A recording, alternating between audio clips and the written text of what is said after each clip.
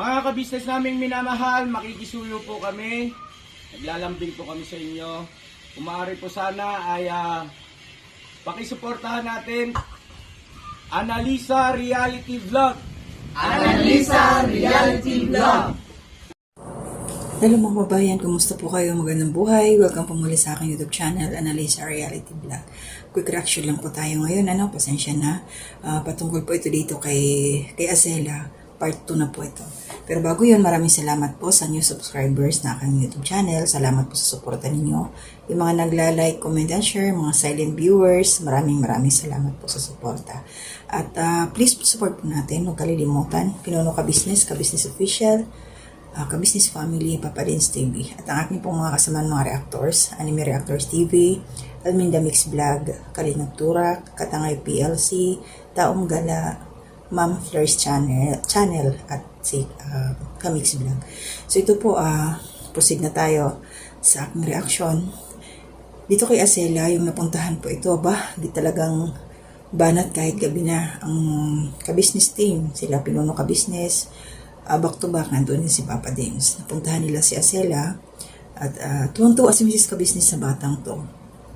Cute kasi, ang ganda niya, Black Beauty. Huwag niyo muna i-match ha, yung mga nanonood dyan. Kasi bata pa nga, nakatuwaan nila i-match daw kay Dodong. Cute sila. Tutusin bagay, pero hindi pa pwede. Kasi mga bata pa nga yung isa, yung babae. Aral muna. At dito nga, natuwa nga to si Mrs. Ka Business kasi nga, yung family background ng bata, siya yung bunso. At pinapaaral niya pa niyang sarili, tapos nandun naman yung tita nila na tumutulong, gumagabay, sumusuporta pa unti-unti. Ngayon, nagtitinda siya ng ice candy. Yung kwento nga niya dati na sa worth 1,000 ice candy, hati sila yung 500, yun ang kanyang ang pang-allowance. So, ibig sabihin, itong batang to, nagtisikap talaga siya sa kanyang pag-aaral, na hindi siya umaasa lang sa bigay. Pinaghihirapan niya yung pera na kanyang ginagamit para masuportahan o matustusan yung kanyang mga expenses sa school. Diba? So, napakaano to, sana tularan tong batang to na kahit wala na siyang nanay, wala ng tatay, nagsisikap pa rin. At ang tataas ng grado. Kasi kung iba pa yan, na wala ng mga magulang, tsahin na lang ang gumagabay, hindi yan nakikinig eh. Yung iba kumbaga nagpapakawala na lang kasi wala nang magkokontrol sa kanila. Kaya, ayun, sa kasobrang tuwa nila Mr. and Mrs. Ka Business, yung grupo. So, mayroon na naman tayong panibagong abangan palagi. Sabi nga ni Mrs. Ka Business, panibagong, ano bang term na ginamit niya? Nakalimutan ko yung term na sinabi ni Mrs. Ka Business. Yung parang katutuwaan, yung parang ganun. Basta may point na parang ganun yung sinabi niya. Kagigiliwan. Ganun. At yun nga ay naging scholar na siya, matutulungan sa kanyang pag-aaral. Andiyan si Papa Dins na mag-aalalay sa bata hanggang sa makatapos. Diba? Ang galing. Tapos umiyak ng batang to. Naging sentimental siya kasi may blessing na ibigay nga sila Pinuno Ka Business na pera pang allowance niya. So hindi niya inaasahan yun. Umiyak nga siya, sabi nga niya, hindi daw niya na-expect na may mga taong katulad nila Pinuno Ka Business na tutulong sa katulad nila na nangangailangan. Kaya Azela, pagbutihin mo lang yung pag-aaral kasi nga may pag-asa ka na. Nandyan na, mayroon nang aalalay sa iyo hanggang sa makatapos ka. Napakabait ka lang, yung grado mo, alagaan mo yan, nakakatuwa. Pinakamababang grade niya is line of 8 sa English. So yung iba, sabihin taas na 90 plus. Natuwa ako doon kila Intoy, no? Yung sa kanila 75, 150. Sobra na sa average, pasado. Galing talaga ng ating mga kagwags. Good vibes lang sila doon. Yun, sana yung makapanood kaya sila maging inspirasyon tong batang to na nagsisikap, lumalaban sa buhay, nangangarap sa kabila ng lahat na wala, bunso siya eh. May kasama siyang kapatid niya. Dalawa sila doon sa kanilang tinitirahan.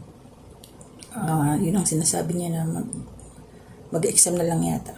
Tapos na mag-aaral, diba? So sana lahat ng kabataan ganito kay Azela na talagang mayroong ambisyon na gumanda ang buhay. Hindi yung solusyon, yung iba na hirap na sa buhay, ang magiging solusyon nila, mag-asawa na lang. Hindi nila alam na pag nagkaasawa na, nagkaanak na mas lalong naging lugmok sa kahirapan. Kaya salot ako sa iyo, Azela, Asi, hindi daw yung tawag sa kanya. Salot ako sa iyo kasi nagsisikap ka. At huwag kang magbabago kung paano ka namin nakilala, paano ka namin nakita doon sa una na namit ka nila Papa Dins doon sa tabing ilog. Ay sana hanggang sa makatapos ka, hanggang sa tuloy-tuloy na maging magandang buhay mo, huwag kang magbabago ng iyong ugali. Yung kasipagan mo na yan, sana hindi magbago. Huwag kang tatama rin kasi baka mamaya dahil meron ka ng pera, meron ka ng inaasahan palagi na meron magbibigay sa iyo at anytime ay hindi ka na kumilos, tama rin ka na. Huwag ganon, ha? Kung ano yung dating mong ginagawa, ituloy mo pa rin.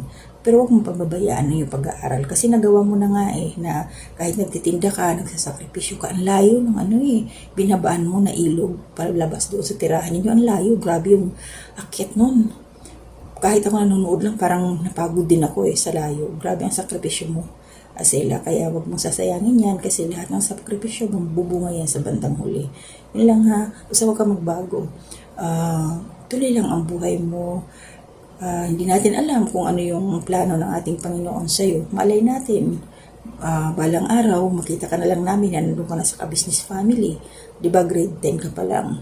So, hindi natin masabi paano kung nag-college ka na, basta maganda lang tuloy-tuloy lang yung pag-aaral mo hanggang sa makatapos ka sa college. Kasi marami akong nababasang mga comment na kunin na lang daw si Asi doon sa bahay ng ka-business, dalhin na lang daw. Pero syempre,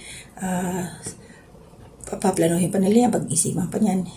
Hindi natin alam kung ano yung plano nila Pinuno ka-business. Tayo naman manonood lang sa kanila at susuporta. Panonoorin at huwag tayo mag-skip ng ads para tuloy-tuloy na ang pagtulong nila dito sa batang to. Kasi inumpisahan na part 2 na tayo at in-announce na nga ni Pinuno ka-business na yun na nga. Kasama na siya sa scholar, kasama na siya sa ka-business family. At shoutout din pala, nandyan na si Daryl. Congratulations pala Daryl kasi editor ka na ng ka-business family at saka ni Papa Dins. Thank you kay Boss Dave kasi binigyan ka na ng trabaho. So makakatulong ka rin sa tatay mo. Dalawa na lang naman kayo ng iyong ama.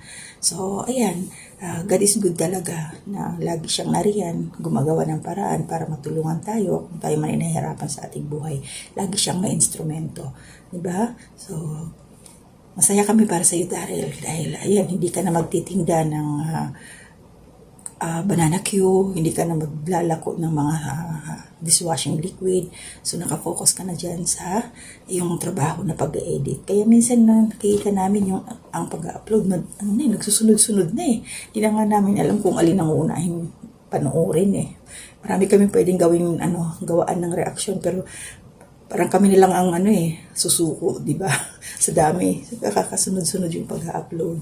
So, maraming salamat sa iyo, Daryl, dahil ayan, hindi na mahirapan si Boss Dave. Meron na siyang kaagapay sa pag-edit. Congratulations talaga. Happy kami. Happy ako para sa iyo.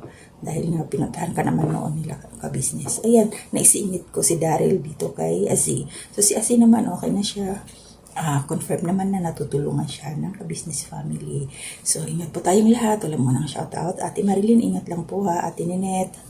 Yung aking mga taga-suporta dyan na hindi nagsasawa. Kabayan Jose Pascual, kabayan Julia Bardales, Ate M. Scords ng Calamba City,